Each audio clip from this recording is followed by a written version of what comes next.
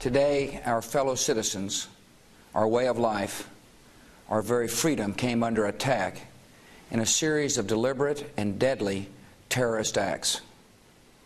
The victims were in airplanes or in their offices, secretaries, businessmen and women, military and federal workers, moms and dads, friends and neighbors. That was President George W. Bush on September 11th, the day nearly 3,000 people were killed and 6,000 injured in the worst terrorist attack on American soil. Both Democrats and conservatives like Max Boot have called Russian meddling in the U.S. election, quote, our cyber Pearl Harbor. And now Democrat Congressman Julian Castro, he's from Texas, he's calling Russian meddling, quote, America's new 9/11, writing this: while this current situation is not marked by catastrophic bloodshed, destruction, or debt, we've entered a new generation of warfare on America's national security. September 11 was a moment in our history when a non-state actor effectively identified one of our nation's greatest security vulnerabilities in the airline industry.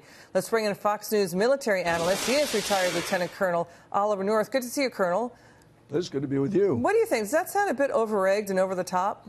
Well, of course it is. Look, Russian hacking and meddling in our electoral process is nothing like 9/11. And contrary to all the punditry claiming that it's an act of war, equivalent to Pearl Harbor, or even that it began in 2014, ignores reality. Here's a little reality, and you stated some of it. No one that we know of has died as a consequence of the Russian cyber attacks. Number two, for the record, 2,043 Americans died at Pearl Harbor, and 2,996 died on 9/11/01. And the Russians didn't start mucking about in our elections in 2014. They started in 1920. So let's put things a little bit in perspective. All this hyperventilated rhetoric from people like Congressman Nadler and others is because it's all about blaming President Trump. And it's more than likely to get in the way of taking action to prevent or at least ameliorate a really serious attack against our electric grid, our pipelines, our aviation system that really will kill Americans. So pipe down and do something right for a change in Congress. Yeah, you're right, Colonel. You make an important point because Russia has interfered in Estonia, shutting down the internet there, and Ukraine shutting down the power system. Democrat Congressman Jerry Nadler, he too said Russian interference is equivalent to the attack on Pearl Harbor. So this seems to be a new meme right now among the Democrats. Your thoughts there? Well, look, here's what we really need to do, and we need to do this as a nation. So in Congress, create a small, select, special cyber committee. If you will, think of a House Senate version of the committee that went after me back in 1986 and 87.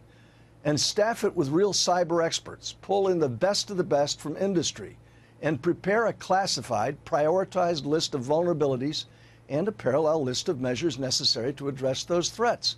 The recommendations will have to address things like the First, Fourth, and 10th Amendment issues. You know, Colonel, I hear what you're saying. I understand what you're saying. But some people say this is like, Congress launching a federal debt commission when they should be themselves a debt commission and reining in the debt. I mean, there's all these oversight committees in Congress that oversee Department of Homeland Securities. They've got to be staffed with guys to do this.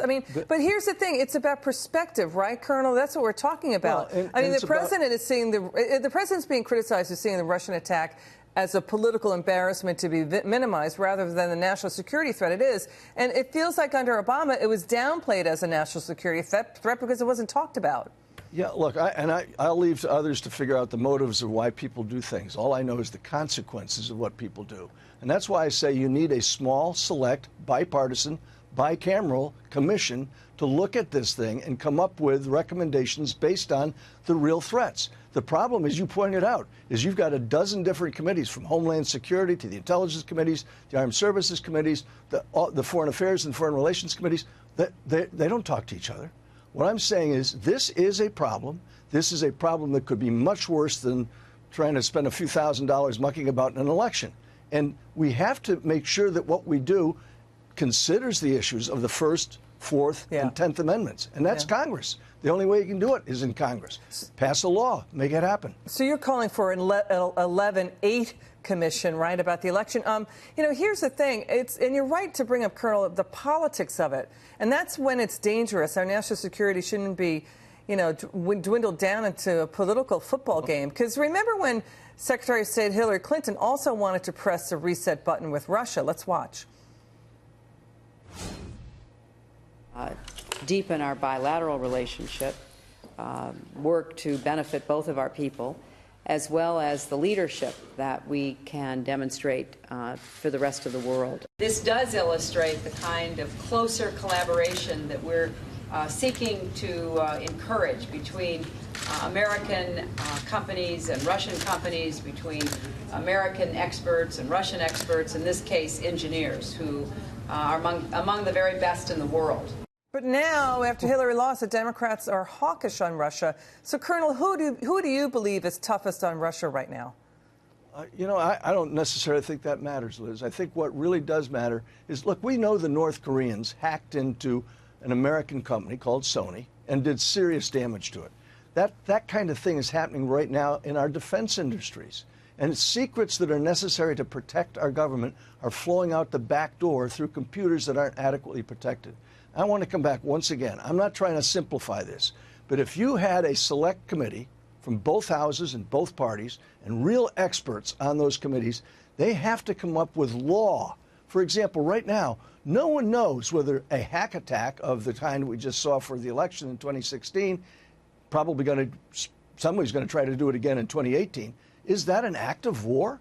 I mean, if somebody decides it is, it can be. But right now, none of those different agencies of our government that are responsible for cybersecurity, if you will, are addressing them because they don't have the latitude or the funding for it. Congress controls the laws, and the president can either sign it or not. And number two, the money to enforce them. Important points you're making, and it's not just about rhetoric, it's about action. Colonel Oliver North, thank you so much. We really appreciate you and you coming on.